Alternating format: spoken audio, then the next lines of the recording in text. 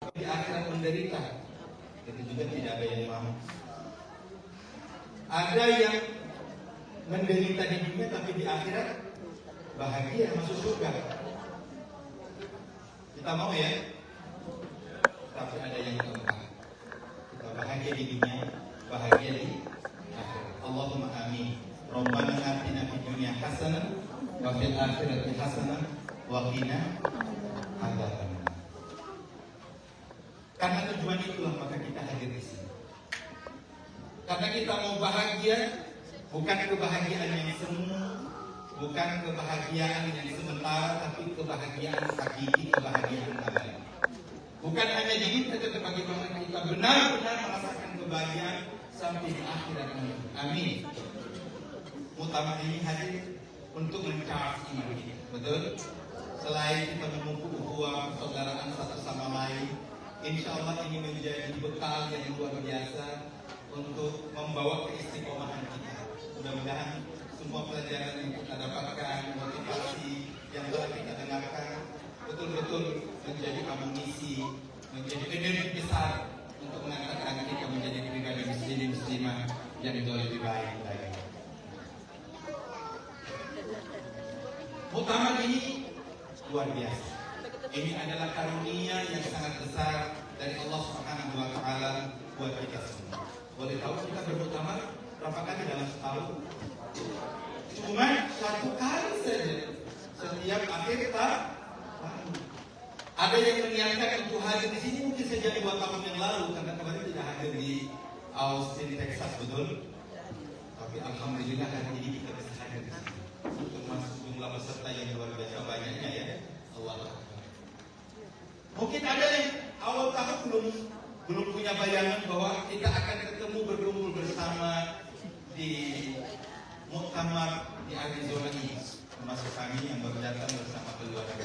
Dengan izin Allah Subhanahu wa taala bisa terbang dari dari Houston, Texas sampai ke sini dan bisa mengikuti kegiatan muktamar kita yang luar biasa. Kepada para panitia kita ucapkan terima kasih jazakumullah khairan katsiran ya atas semua jerih payah yang pengorbanan siang dan malam, bukan berhari tapi berbulan-bulan sampai kemudian dapat mempersembahkan muktamar yang luar biasa untuk kita semua. Muktamar ini adalah tempat kita membuktikan kecintaan pada diri, betul? Tidak ada orang yang belajar mendengarkan nasihat kecuali Allah Subhanahu wa taala akan memberikan berbagai keistimewaan. Yang pertama apa? Allah menjanjikan untuk kita al-khair, kebaikan. Betul? Jadi kalau cerita kebaikan mungkin ya konotasinya apa? Mungkin duit, mungkin harta, mungkin rumah, betul? Tapi Rasul sallallahu alaihi wasallam sudah menyatakan may yuridillahu bihi khairan, siapa yang Allah kehendaki untuknya kebaikan, yufaqihuhu fiddin, pasti Allah akan mengantarkannya mengetahui, mempelajari ilmu agama. Ya, luar biasa ya. Jadi kalau kita dengarkan nasihat, mendapatkan pelajaran ilmu agama, itu berarti Allah sudah mengirimkan untuk kita kebaikan yang besar. Sementara para ulama mengatakan ini hadis yang menunjukkan ada banyak orang yang Allah tidak kehendaki untuknya kebaikan. Siapa? Mereka yang tidak mau belajar, mereka yang benci pada agama, mereka yang tidak mau menambah ilmu tentang syariat. Mereka Allah tidak memberikan kebaikan. Kita di sini alhamdulillah bahwa Allah Subhanahu wa taala memberikan kesempatan, kekuatan, umur panjang sehingga kita bisa hadir di sini. Yang kedua,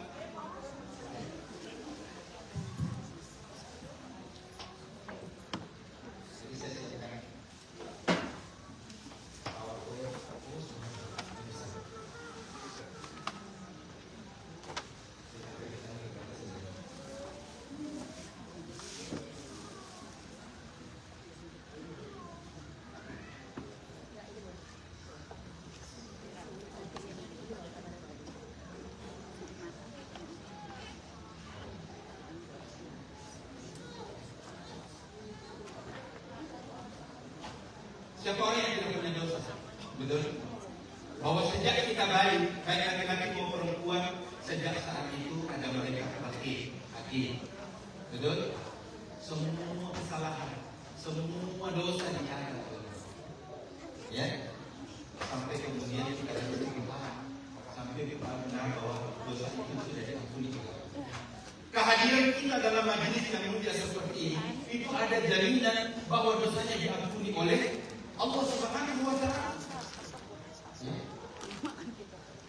Sehingga ada malaikat yang nadanya protes kepada Allah. Ya Allah, apakah semua yang berkumpul di sana itu Engkau ampuni dosanya? Iya. Tapi saya tahu di sana ada orang yang tidak niat untuk belajar, hanya karena sekedar lewat. Tiba-tiba dia masuk dan dia bilang, aku malu untuk meninggalkan itu. Apa kata Allah? Itu pun saya sudah ampuni semua dosa. Tidak niat saja, karena mulianya majelis ilmu, Allah kemudian memberikan jaminan maghfirah itu. Betul? Adakah orang yang lebih bahagia lebih daripada orang yang sudah dihapuskan dosanya oleh Allah Subhanahu wa Ta'ala? Dan yang ketiga, Bapak dan Ibu, tengok kiri dan kanan. Ini orang-orang baik semua bersama kita. Silakan Bu, lihat siapa. Assalamualaikum. Luar biasa. Itu senyum untuk saudara kita sedekah. Betul? Tapi pastikan bahwa ini adalah teman sesurga kita. Amin.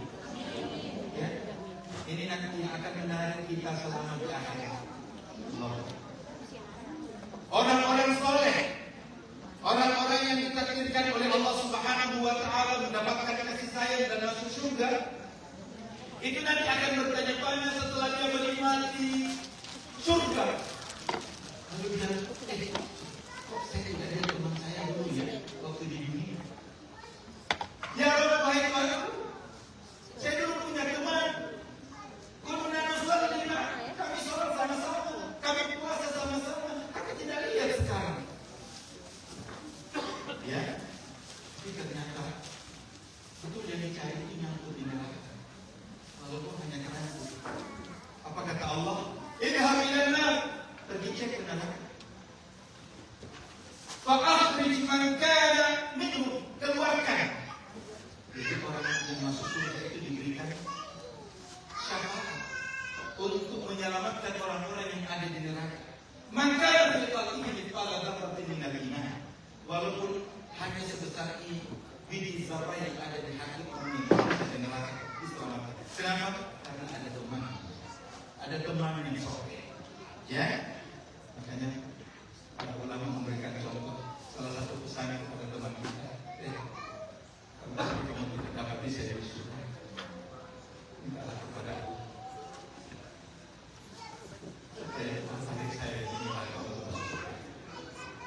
Ya, itu adalah hadiah yang mudah-mudahan Allah Subhanahu wa Ta'ala menganugerahkan kepada kita sahabat sejati, teman-teman yang soleh dan soleh, yang insya Allah bukan hanya keberkahannya kita rasakan di dunia, tapi juga di akhirat. Utamanya ketika kita semua sudah ada di surga. Amin.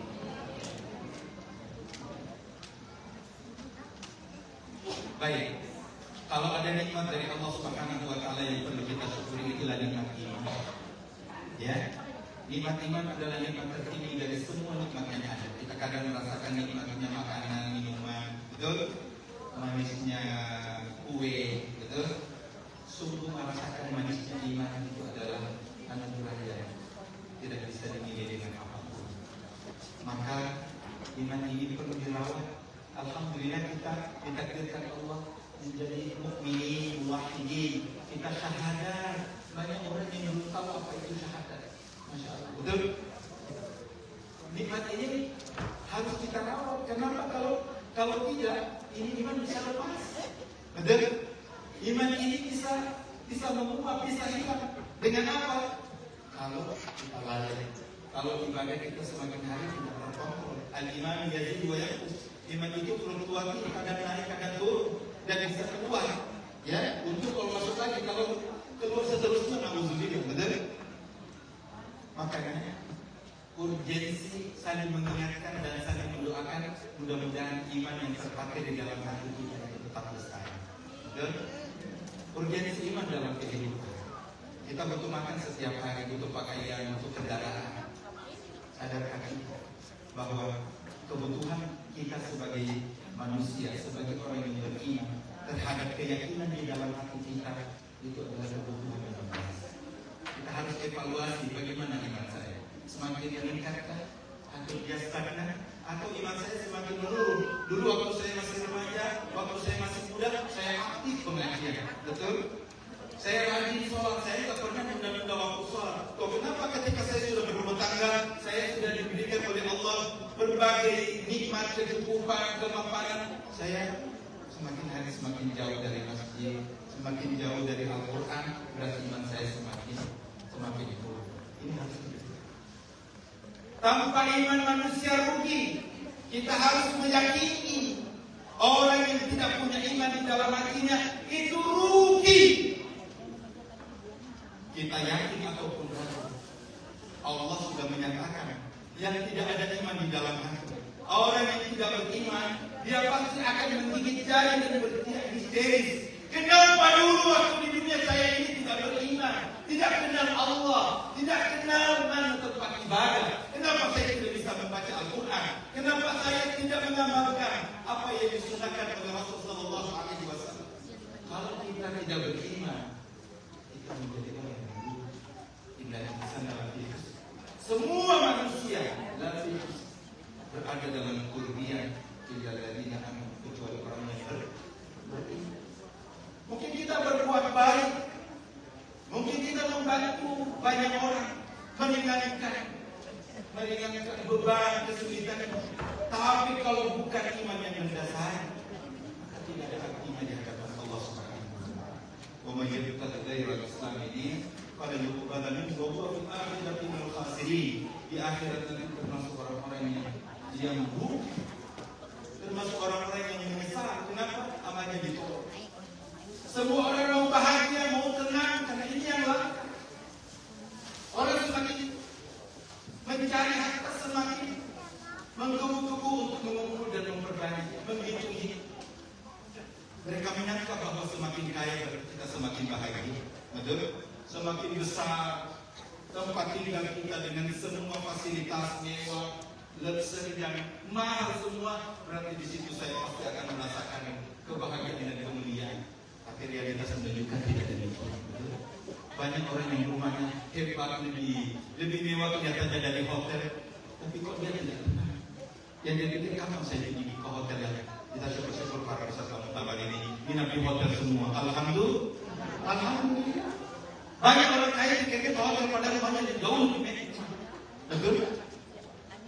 Punya istri tapi seolah-olah bahagia jika dia jauh dari istri. Begitu juga sebaliknya. Ada istri kalau suaminya keluar, alhamdulillah, yes, dia sudah pergi lagi. Betul? Kegelisahan dari mana? Kalau iman ini krisis. Betul? Kalau iman kita ini lemah, otomatis kegelisahan, gundah-gulanan, keresahan itu menyelimuti kita, mau tidak mau. Siapa yang bilang? Allah Subhanahu wa taala.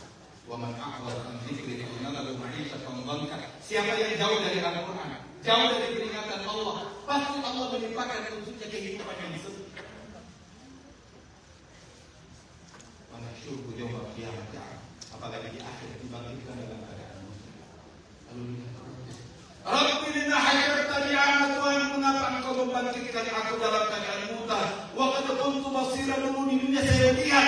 Allah kadang demikianlah. Atatkah ayatuna fanasitaha, sungguh telah datang ayat-ayatku kepadamu. Ada Al-Quran di rumahmu tapi kamu tidak buka.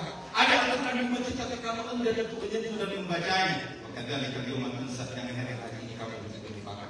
Wa na'udzu. Orang yang tidak ada iman tidak akan pernah tidak akan pernah puas dengan kehidupannya. Kita lihat banyak orang kaya yang begini. Golden Gate yang ada di California, berapa ribu orang yang bunuh diri di sana. Betul? Ada orang pada puncak kekuasaan, puncak popularitas, artis ternama, dia mengakhiri hidup dengan tragis. Betul? Bukti bahwa bukan harta kekayaan, bukan pangkat jabatan dan tahta yang menjadikan orang puas dan bahagia, tetapi iman, karena Allah Subhanahu wa taala sudah menyatakan lebih daripada itu. Orang yang tidak ada iman itu hina pada kita. Walaupun secara paras mungkin cantik, ya, mungkin ganteng, tapi kalau tidak ada iman di hadapan Allah itu terhina. Ya, di dunia saja sungguh orang yang tidak punya iman di dalam Al-Quran menyatakan balhum adall, ya, seperti binatang bahkan lebih sesat lagi. Apalagi di akhirat, ya, dia akan dicampakkan ke neraka. Lalu dia akan berteriak, ya laitani kuntu turaba. Alangkah baiknya sekiranya dulu di dunia saya tidak jadi manusia. Saya tidak jadi orang kaya, saya tidak jadi orang ganteng. Saya jadi tanah saja, jadi orang. Ya, kenapa? Karena akibat saya durhaka, akibat saya ingkar pada petunjuk Allah Subhanahu wa Ta'ala. Saya tidak mengucapkan dua kalimat syahadat, atau saya tidak mengamalkan syariat Allah Subhanahu wa Ta'ala. Hari ini saya mendapatkan siksaan yang berat. Ya, laitani kuntu turaba. Kalau dulu saya jadi tanah, saya jangan jadi orang, jangan jadi manusia. Apalah penyesalan yang kita dapat. Karena itu terjadi pada mereka. Buka surah Al-Baqarah. Dari kitabullah dari ya, kita mau petunjuk keterarahan hidup, ada Al-Quran. Ini petunjuk bagi orang yang bertakwa. Siapa itu? Siapa orang yang memiliki iman itu? Alladzina yu'minuna bil ghaib, yang percaya kepada yang baru, yang mendirikan sholat. Yang sholat itu tidak beriman. Kalau dia tidak sholat, dia tidak beriman apapun alasannya. Ya, ismus itu omong kosong. Tidak sholat muslim, bukan. Dia tidak beriman kepada Allah Subhanahu wa Ta'ala. Dia tidak sholat, dia kan hatinya bersih. Kamu tahu dari mana hatinya? Ya, Rasulullah yang paling bersih hatinya, yang paling rajin sholat. Beriman, mengamalkan isi kandungan Al-Quran, selalu yakin pada hari akhir. Dalam surah Al-Anfal, innamal mu'minuna alladzina idza dzukirallahu wajilat qulubuhum. Kalau disebutkan nama Allah bergetar. Siapapun yang kita cintai, kalau namanya kita dengar pasti ada getaran, betul? Kita kalau dengar azan, momen itu azan lah. Kayaknya baru tadi dulu sekarang azan lagi.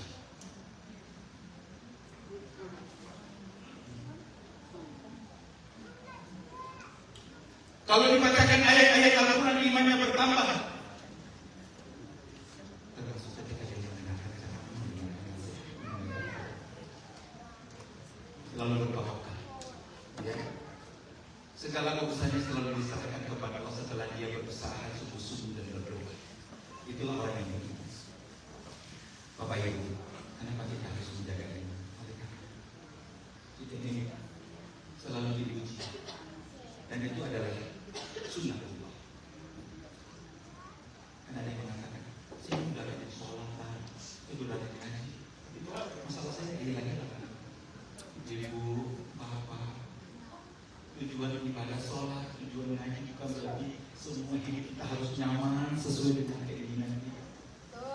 Ahasiban nasu an yutraku an yaqulu amanna wa hum la yuftanun.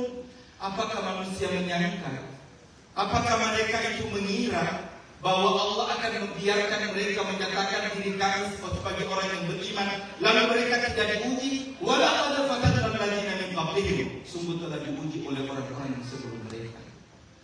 Kalau ya'lamu Allahu alladziina sadaqu, karena dengan ujian Allah tahu siapa yang benar-benar jujur, benar-benar dalam beriman. Wala ya'lamu al-kadhibin, dan dengan ujian itu Allah tahu siapa yang dusta di antara mereka. Ini iman kita terhadap ketetapan Allah Subhanahu wa Ta'ala, qada dan qadarnya, itu adalah asasi dalam keyakinan. Karena itu, maka iman harus kita jaga. Ada godaan dunia, ada harta, ada tahta, ada wanita. Tahu bagi laki-laki tidak ada ujian yang lebih berat lebih daripada perempuan. Ma taraktu fitnatan aqarru 'ala rijali minan nisa, kata Rasulullah sallallahu alaihi wasallam. Aku tidak meninggalkan ujian yang lebih berat bagi laki-laki lebih daripada wanita. Ada orang yang selamat dari ujian di negara, tidak akan korupsi, tidak akan mencuri, tidak akan merampok. Ada nih orang berhasil ketika dia melewati semua amanah, diberikan jabatan, pangkat dan kedudukan. Tapi ketika dia mendapatkan ujian wanita yang cantik, dia jatuh. Maka iman ini harus dijaga. Harus berdoa kepada Allah Subhanahu wa taala. Lingkungan yang tidak mendukung, kita sudah mulai sholat, tapi kita tidak sholat. Tapi kita harus yakin bahwa kalau kita istiqomah, kita konsisten menjalankan apa yang kita sudah programkan, maka Allah Subhanahu wa taala akan memberikan pahala yang jauh lebih besar, berlipat ganda ketimbang orang yang dapat beribadah siang dan malam tanpa ada gangguan sedikit. Maksud kita yang ada di Amerika ini Bapak Ibu luar biasa. Ya, sungguh salat jamaah kita jauh lebih tinggi nilainya di sisi Allah Subhanahu wa taala ketimbang yang ada di kampung halaman kita yang rumahnya bersebelahan dengan masjid Gadol. Maka sadar bahwa amal soleh yang kita lakukan di tempat yang minoritas, banyak gangguan, lingkungan yang tidak kondusif seperti ini seperti jihad fisabilillah. Berikutnya ada hawa nafsu. Tidak ada nafsu yang mendorong kita untuk beramal lebih baik, tapi selalu mendorong kita untuk menjauhi kebaikan itu dengan nafsu al-ammaratun bisu. Jadi 1 kali 24 jam kita harus mawas diri bahwa nafsu yang ada di dalam hati selalu mendorong kita untuk jauh dari kebaikan. Apalagi syaitan yang tidak pernah tidur, tidak pernah berhenti untuk terus berkreasi memikirkan bagaimana agar kita menjadi members, menjadi anggota. Kapan dimanapun, jangan pernah merasa bahwa saya tidak aman, saya sudah tidak perlu berlindung diri dari syaitan. Rasul Sallallahu Alaihi Wasallam masih mencontohkan kepada kita bagaimana agar kita selalu meminta petunjuk dari Allah agar kita dijauhkan dari syaitan. Jangan sampai syaitan itu masuk di dalam hati kita, jangan sampai masuk dalam pikiran kita, sehingga kita mendetek dalam jalan yang diridhoi oleh Allah, kemudian dipalingkan oleh syaitan.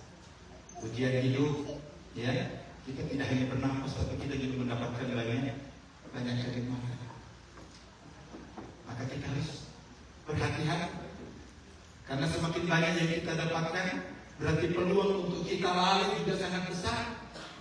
Bukan lagi di akhirat, semakin banyak harus kita pertanggungjawabkan, sehingga jangan kita berpikir saya mau kaya, meskipun yang lain urusan ibadah itu nomor 18. Jangan, hati-hati.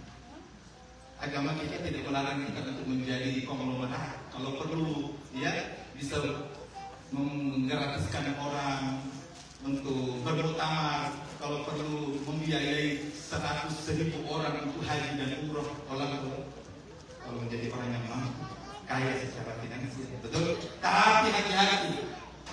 Tidak ada anak ala insan a'rada wa ana jadi. Ini fitrah manusia. Ini watak dasar manusia. Kalau diberi nikmat yang banyak, dia malah menyimpan dan berlalu sombong.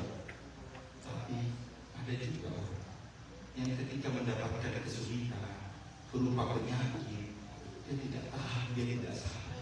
Ya, imannya kemudian lambat laun menjadi luntur. Hati-hati. Ya, iman kita mengharuskan kita memiliki sensitivitas, kepekaan hati. Oh, saatnya saya kembali kepada Allah. Saatnya saya harus saatnya saya harus sujud lebih lama, berdoa lebih serius, lebih sungguh-sungguh lagi. Kepada Ibu, luar biasa. Kehadiran kita di sini ini sungguh karunia yang sangat mahal. Allah memberikan kesempatan untuk kita semua saling mengingatkan dan saling mendoakan dan memupuk persaudaraan satu sama lain. Mudah-mudahan apa yang kita dapatkan ini benar-benar menjadi energi yang positif untuk membangun kepribadian dan rumah tangga kita yang Islami, rumah tangga kita yang diridhoi oleh Allah Subhanahu wa taala. Apa sih manfaatnya iman? Yang pertama adalah hati tenang, ya. Semua orang ingin tenang. Dari subuh sampai zuhur hatinya tenang, tidak pernah marah-marah. Ibu ada yang pernah marah-marah di sini, Ibu? Ya? Kayaknya, ya? Gak pernah sekali. Kalau ada ibu-ibu yang dari pagi sampai siang itu tidak pernah marah, itu berlian. Itu dapat hadiah. Dari sini marah-marah ya. Kenapa?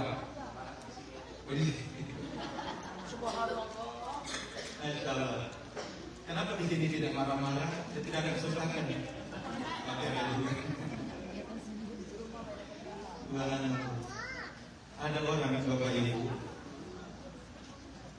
bukan hanya anak-anak yang dimarahi, kucing juga dimarahi. Jadi kucingnya kayak gini. Padahal kucing itu menjadi saksi apa ya? Saksi hidup. Melihat sebenarnya siapa kita. Kucing itu bilang, rumah ini selalu berantakan kecuali kalau ada tamu mau datang. Si bapak itu lembut kecuali kalau depan istri. Baik, maka akan utama hati kita tenang. Yang kedua, ini keimanan ini menjadi modal untuk kita kuat dalam menghadapi ujian. Betul? Kita harus merasakan bahwa ketika kita mendapatkan cobaan dari Allah Subhanahu Wa Taala, iman kita tampil. Ya, saya sudah tahu dan saya sudah harus siap, harus memiliki kesabaran yang tinggi. Kalau iman kita selalu kita jaga, Allah Subhanahu Wa Taala akan menuntut kita untuk mendulang pahala sebanyak mungkin setiap saat.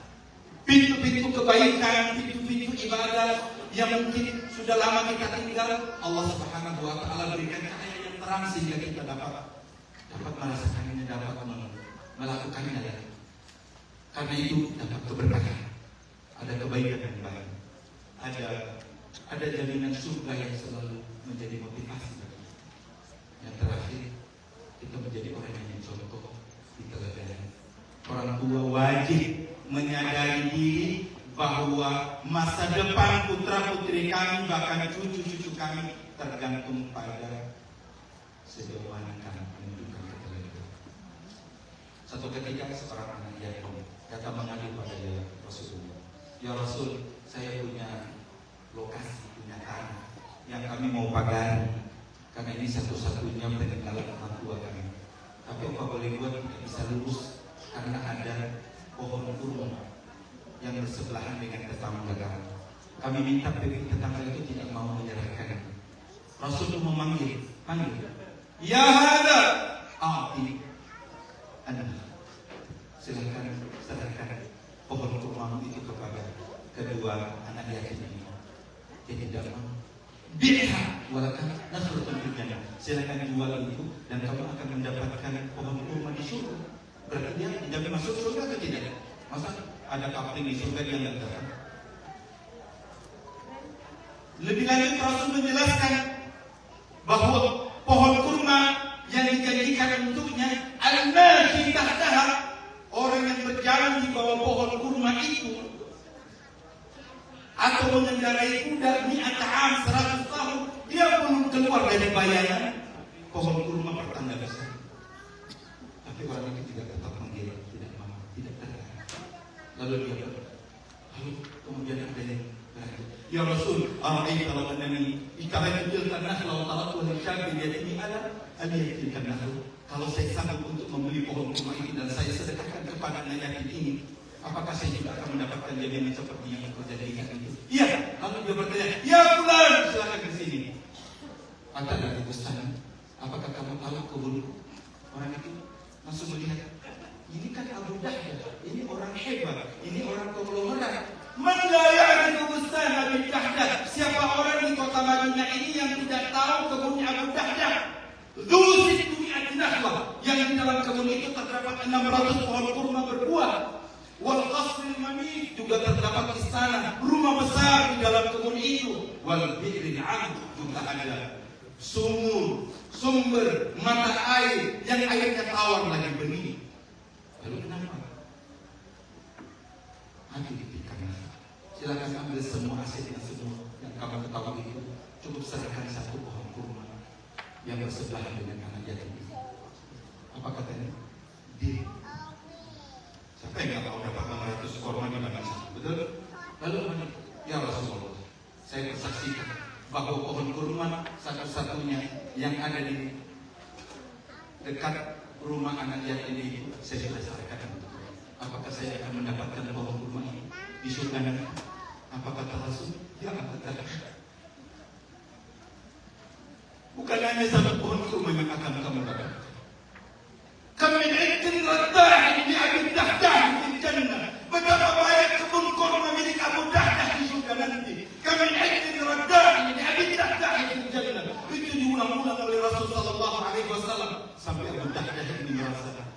malu. Akhirnya dia berlari kembali ke rumahnya. Belum juga sampai ke pintu rumah yang mewah itu dia sudah berteriak, "Ya Umar Dahdah, wahai istriku, ukhruji, keluarlah dari rumah itu. Faqad bi'tul bustan, karena rumah dan kebun ini sudah saya jual." Kira-kira ketika ibu-ibu di Amerika ini suaminya datang, keluar, itu rumah saya sudah jual. Ayo crazy. Betul atau tidak? Mobil sudah saya jual. Tapi karena istrinya orang beriman, dia bertanya, "Kayaknya lebih tahu kamu jual berapa suamiku?" Ya, karena suaminya adalah seorang pebisnis yang pasti keuntungannya jauh lebih besar. Kita punya aset yang jauh lebih tinggi nilainya. Apa mudah bilang? Dia kububinah lebih itu. Saya sudah jual aset ini dengan ganti kurma di surga nanti. Istrinya bilang, Rami hargai. Ini adalah bisnis yang paling menguntungkan. Begitu orang beriman. Akhirnya dia keluar, ayo anak ini, ayo kita keluar. Bapakmu sudah jual di rumah. Ya, sampai ada anak yang makan kurma, muntahkan itu dari mulut begitu. Karena semua itu sudah tidak halal, ini sudah bukan ayam. Allah, itulah keteladanan. Kira-kira ada orang seperti itu sama kita. Ya.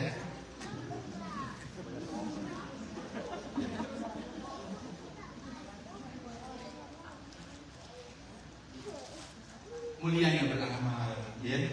Mari kita siapkan diri kita untuk selalu melakukan ibadah amal-amal yang kiranya dapat menjaga dan merawat iman kita. Dengan doa tulus, mudah-mudahan Allah memudahkan kita melakukannya. Mari kita terus disiplin untuk mencapai target. Saya harus sholat berjamaah, saya harus membaca Al-Quran, saya harus khatam Al-Quran sebelum Ramadan. Saya harus mencari teman baik untuk saya bisa bekerja sama mencapai target saya.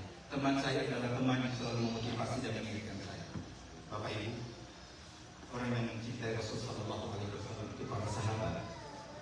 Sehingga ketika Rasulullah wafat, salah satu sahabat yang sangat terpukul dan sangat sedih adalah bilang, seolah-olah hampa hidup ini tanpa Rasul Sallallahu Alaihi Wasallam.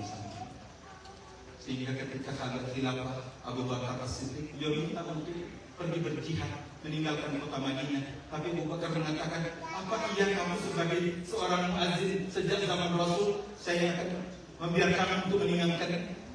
3 kali minta izin baru diizinkan. Lalu dia pergi berjuang berperang dari satu wilayah ke wilayah yang lain. Berbulan-bulan Bilal berada di Syam. Tapi yang tidak pernah beliau lupakan adalah Rasulullah Muhammad SAW. Ya, lalu satu malam dia bermimpi ketemu Rasul Sallallahu Alaihi Wasallam. Apa kata Rasul? Ya Bilal, maha adilku, kenapa imanmu sudah mulai? Kenapa seperti ini? Apa anak anda zurun? Bukankah sudah tiba saatnya lagi untuk engkau menziarahi? Rasulullah mengingatkan Bilal dalam ini. Terperanjat Bilal, lalu dia minta izin kepada Amir, kepada Panglima, diizinkan untuk berangkat ke Madinah. Dia memacu kudanya siang dan malam sampai di kota Madinah. Dia tidak mengunjungi sanak saudara, bukan kembali ke rumahnya, tapi segera ke Masjid Nabawi, salat 2 rakaat dan bersimpuh di hadapan makam Rasul. Assalamualaikum ya Rasulullah. Ini aku Bilal, aku datang ya Rasulullah. Kadang kerindukan Rasul. Tiba-tiba sudah hadir di hadapan. Tidakkan kalau kita ini sudah lama. Kapan kita umroh? Kapan kita ke Madinah? Kapan kita masuk ke Rasulullah dan berziarah ke makam Rasul Sallallahu Alaihi Wasallam? Itu janganlah kami juga merindukan. Diminta oleh Umar bin Khattab untuk azan pakai indah.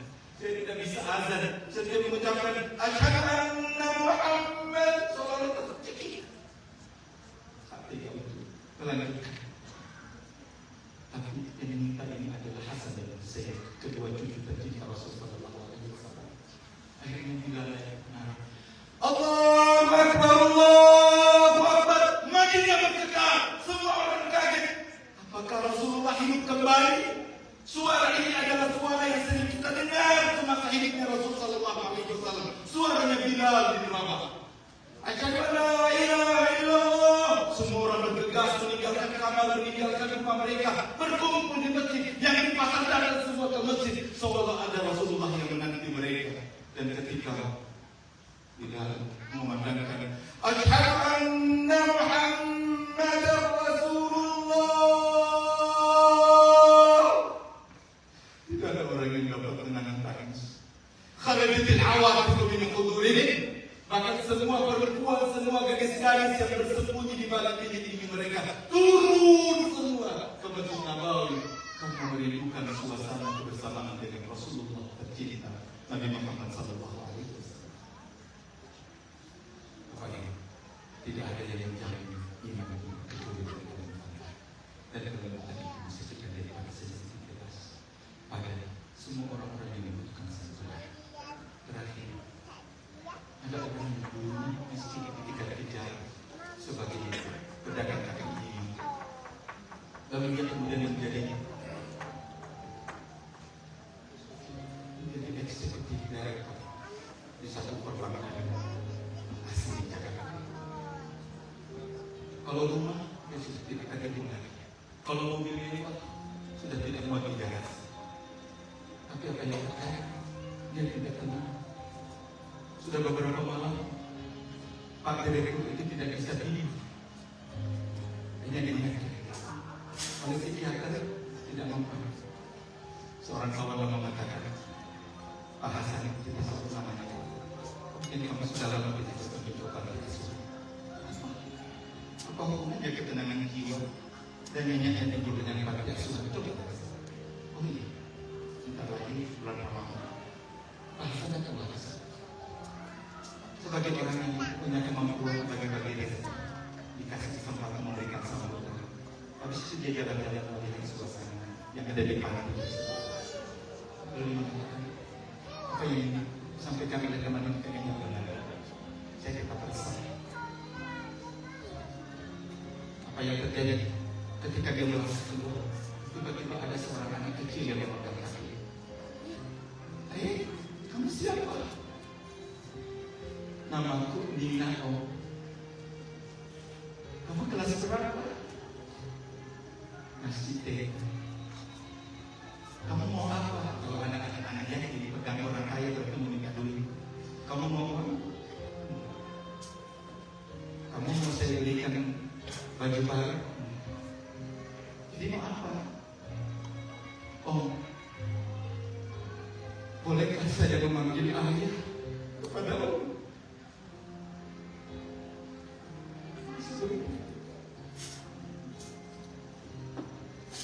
Dina, engkau tiba-tiba menyadarkanku, aku sebagai seorang ayah, aku punya anak yang setiap hari memanggilku ayah dan ibu.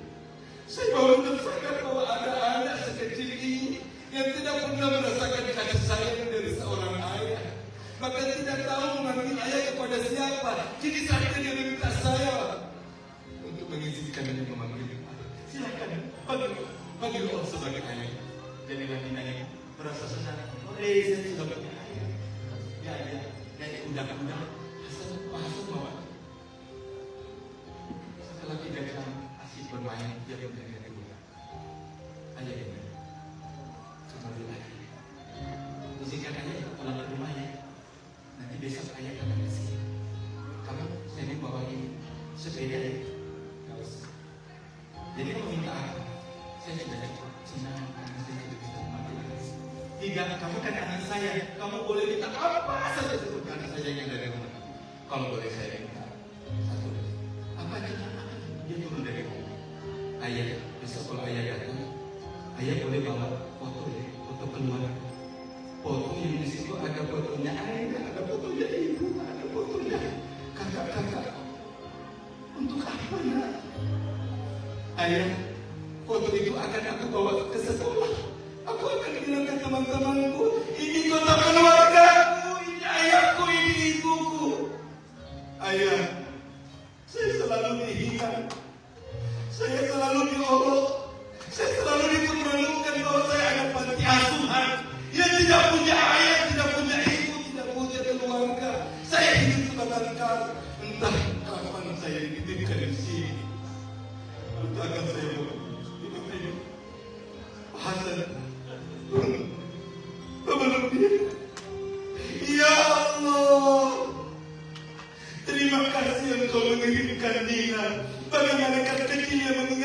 denganku bahwa ada banyak anak yang tak seberuntung anak-anakku di rumah.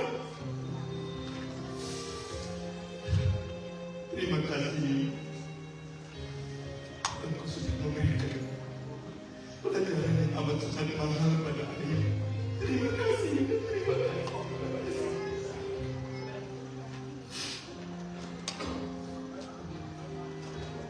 Kurang apa kita? Banyak orang yang tidak punya kesempatan, tidak seberuntung anak dan cucu kita. Mudah-mudahan Allah Subhanahu wa Ta'ala mengampuni segala dosa dan keangkuhan. Mudah-mudahan kita jadi menjadi hamba yang bersyukur, bersabar dalam segala keadaan. Izinkan saya menutup presentasi atau nasihat ini untuk mengajar Bapak Ibu berdoa dengan penuh khusyuk. Betapa Allah Subhanahu wa Ta'ala menyayangi kita, membimbing kita sampai di utama. Mudah-mudahan kalau ada satu oleh-oleh yang kita bisa bawa pulang dari utama dengan semua bentuk pengorbanan kita adalah bahwa kita kembali kepada kesadaran pada pikiran kita. Oh, kita semua pasti akan mati. Dan kalau kita mati dan kita bawa kalau bukan amal dosa yang akan bertanggung jawabkan di hadapan Allah Subhanahu wa Ta'ala. Ini membutuhkan perjuangan, konsistensi. Ini itu kembali pada kebenaran. Mari kita berdoa pada Allah Subhanahu wa Ta'ala. Mudah-mudahan Allah mengijabah doa-doa kita.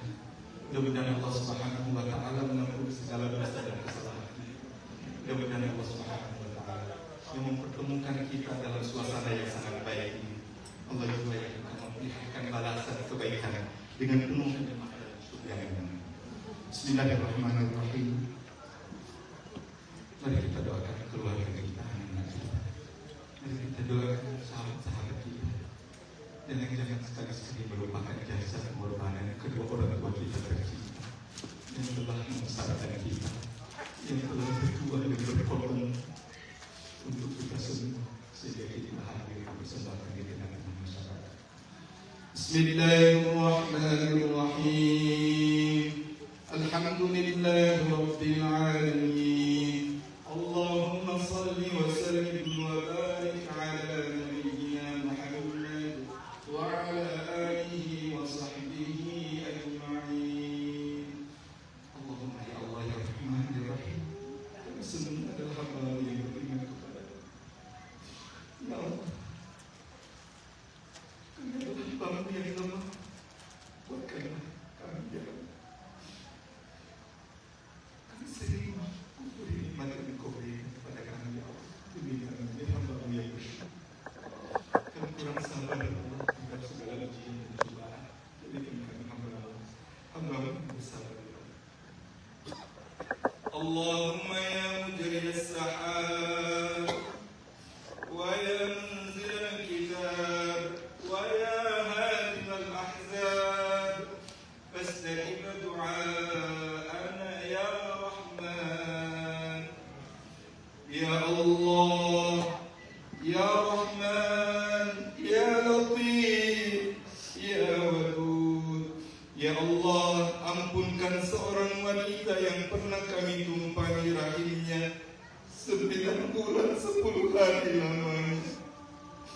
Wanita itu telah melahirkan kami hingga koyak isinya ya Allah, luka kulitnya ya Allah, tumpah darahnya ya Allah, bercucuran air matanya, menahan sakit dan derita ya Allah. Itulah ibu kami ya Allah. Ampunkan ibu yang tak pernah kenyang makan minumnya karena mengingatkan kami anak-anaknya ya Allah. Ampunkan ibu kami ya Allah yang tak pernah kenyang tidurnya karena mengingatkan tidur kami ya Allah. Ampunkan ibu, mulia sungguh dirinya ya Allah, sudi membasuh mencuci nangis kotor kami ya Allah. Ya Rahman, mari kita bayangkan wajah ibu kan, ibu yang banyak berjuang untuk kita. Ya Allah, ampunkan pula seorang lelaki yang telah membimbing tangan kami, mengajarkan kami asyhadu an la ilaha illallah wa asyhadu anna Muhammadar Rasulullah. Dari ayah kami kenal Engkau Tuhan kami ya Allah, darinya kami kenal Nabi Muhammad Nabi kami ya Allah, darinya kami mengenal Islam ini agamamu ya Allah. Ampunkan ayah kami yang senantiasa mencintai kami, tersenyum tertawa kecil dari jauh, namun apabila kami dekati wajahnya tegas mendidik kami ya Allah. Ya Allah, ampunkan ayah kami yang mengulurkan uang saku melalui tangan lembut ibu. Ampunkan ayah kami yang senantiasa bekerja keras dan tulang menafkahi kami ya Allah. Ya Allah, Ya Rahman, Ya Rahim. Jika ada di antara keduanya ada yang telah Engkau panggil dari kami ya Allah, ampunkan segala dosa dan kesalahannya ya Allah. Lapangkan kuburnya ya Allah, jadikan raudhu min riyadil jannah, jadikan kuburnya taman dari taman-taman surgamu ya Allah. Ya Allah, Ya Rahman, Ya Rahim. Apabila ada di antara kami ya Allah ada yang Engkau panggil, maka mudahkanlah urusannya ya Allah. Apabila masih ada di antara kami kedua orang tua kami ya Allah, siapkan wasiatnya ya Allah. Berkahilah umurnya ya Allah, akan senantiasa taat kepadamu ya Allah, didik kami ya Allah. Ya Allah ya Rahman, izinkan kami berjumpa kembali dengan orang tua kami ya Allah. Kami rindu pada orang tua kami ya Allah, kami ingin menjawab tangannya ya Allah, kami ingin memeluknya ya Allah. Kami rindu pada ayah, kami rindu pada ibu ya Allah. Apabila kita di dunia, Engkau kumpulkan kami kembali di surga Firdaus-Mu ya Allah. Rabbana taqabbal minna innaka antas sami'ul 'alim wa tub 'alaina ya maulana wa tub 'alaina ya maulana innaka